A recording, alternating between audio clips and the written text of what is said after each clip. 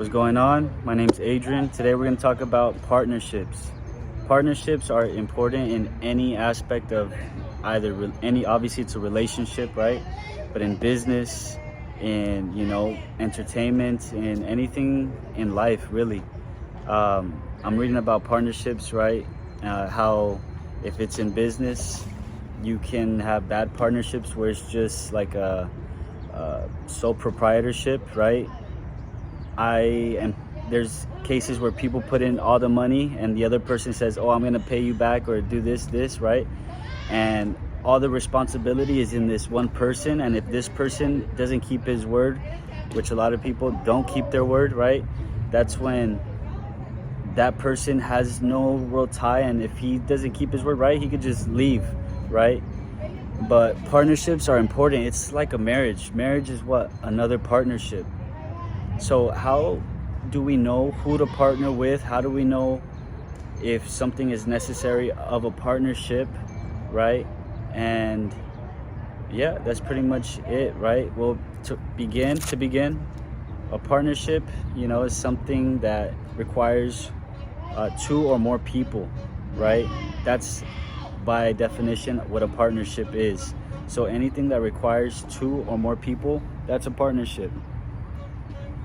Now, who would you want to be in a partnership with? Anybody who shares your either values, right, is in alignment to your goal, to your purpose, is in that direction at least, right? A lot of people biblically like to refer to it being as equally yoked, right? This is what Paul said when it comes to marriages. Go figure. Paul was not even a person who was married. Once he gave his life to Christ, he was single, right? Till he pretty much got tortured, right? But that's what it costs sometimes to be a disciple, of Jesus Christ. And when you know the truth and you are willing to die by it, right? You're willing to do anything because you know that everything here is temporary. This time here on earth is just passing. It's a bus stop, but yeah, equally yoked in marriage. From the Christian religion, they want to be with somebody who is as equally yoked to them. So what does that mean? They are in the pursuit of being a just man made perfect, or having a mind like Christ, right? They probably have a church background, or if not necessarily a church background, they do the research on their own. They have group discussions about God within a small tight-knit group, because where two or more are gathered, there I am. So church doesn't necessarily have to be the quote unquote a building and everybody's watching this guy preach, and then there's it can be very intimate, like anybody here on this bench, and we're talking about God, talking about certain scriptures, right? That's being equally yoked. Although we're not perfect, we're striving and we're doing our best to uplift each other, right? And that's what the term equally yoked means in reference to a partnership, more specifically a marriage. So in a business form, right? Even in friendships, you want to be somebody who is if I'm going to Florida, right? I want to be on the same bus stop as somebody that is heading in that direction. It may not be Florida, right? It may be Texas. It may be, I don't know my states, Mississippi, Kansas City. I don't know. To be honest, I don't know my states like that. But Texas for sure, right? New Orleans, I think, yeah. So at least in the bus stop where I'm going, they're going to stop somewhere along that line. But either way, it's in the direction. It's not like I'm going to Florida, right? And they're going to Oregon, right? Which is like an L. No, you don't do that. That's literally an L, right? That's not being equally yoked. So at least you want to be in you want to chase the same direction, the same goal, right? And how do we know if somebody is who they say they are, right? Maybe because there's a lot of liars in this world. There's a lot of people who want to portray themselves as followers of Christ, you know, who want to portray themselves as very knowledgeable, smart, intellectual, good, right? Someone who is trustworthy. How can you determine if somebody is trustworthy? And there are many ways, you know, but you never want to decide on just one factor. It's like in stocks. You don't enter a trade. This is coming from somebody who's trains in stock option trading, right? There's more than one factor that allows you to get into a trade, and it should be anywhere between 3 to 5. You know, based on the circumstance, right? The situation. There's many different things that you base it off of. 3 to 5. Not just 1, not just 2, but 3 to 5. That right there gets you a better understanding of everything, because if I just do one bad thing, that doesn't mean I'm a bad person. That just means I made a bad mistake in that one moment. But you see, okay, that was just this one moment, but here he is in these other moments, right? And you kind of get, you know, it's like flashlights. The more you know, the more flashlights there are, the better you can see the bigger picture. And you know, so how's one way you can test to see if they're trustworthy? Well, do you know them from prior? The things that they've said, have they held account that they're trustworthy? Do they meet the things that they say, or are they always wishy-washy?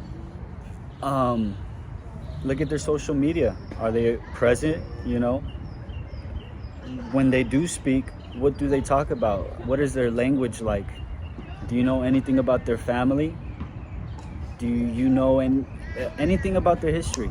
You know, and then you go based on that. You know, let's say there's somebody who is like a business owner, a wide renowned business owner that everybody kind of knows, or maybe not, yeah, business owner, right? And everybody has seen the way he's done business. They've all broken off in relation, you know, people are calling them a scammers, this and that, right? And it's not just one, it's that, and then another one, bad break off again, and not only that, it's just like, you know, and then another business, and then boom, it seems to always tear apart pretty badly, right? That is a clear visual picture of their repetition of who they are, of their patterns. I'm not going to say of who they are, because anybody can change, right? But that's just a common pattern to consider, right?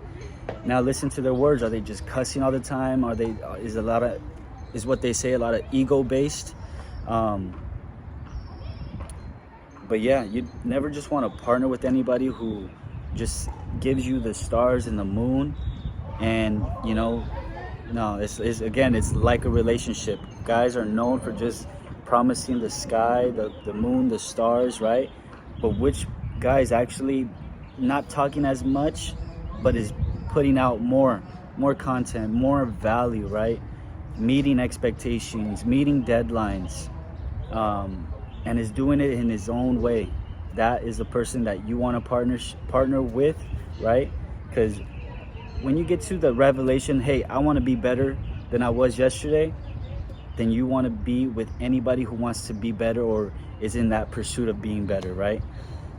Some people's roads are a bit further along than others, but as long as you make that decision and you start to improve on a daily basis, there's no reason why you will be in that same pathway, in that same journey.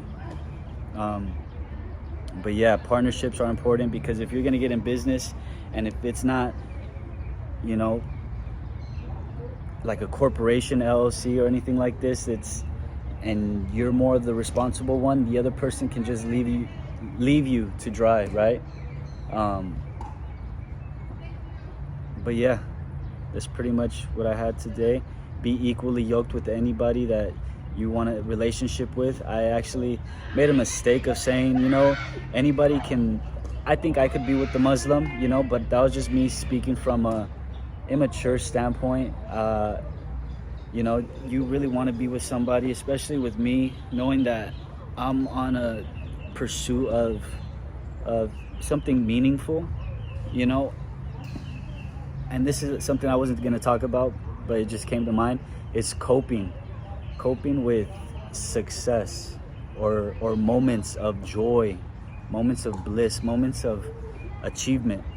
How do I cope before and still kind of removing myself, being aware of how I'm coping is, either smoking here a little bit, right? Or drinking a little bit, but that's it, but I know that that's, even in those moments, like for me, I bought an eighth of weed, right? And a pre-roll. Come to find out, I smoked the pre-roll and I realized this is not it. My confidence diminished, my fear increased, right? So I'm like, nope, your greatest asset, other than believing that Jesus Christ died on the cross, right? And repenting of your sins, your greatest asset is your confidence.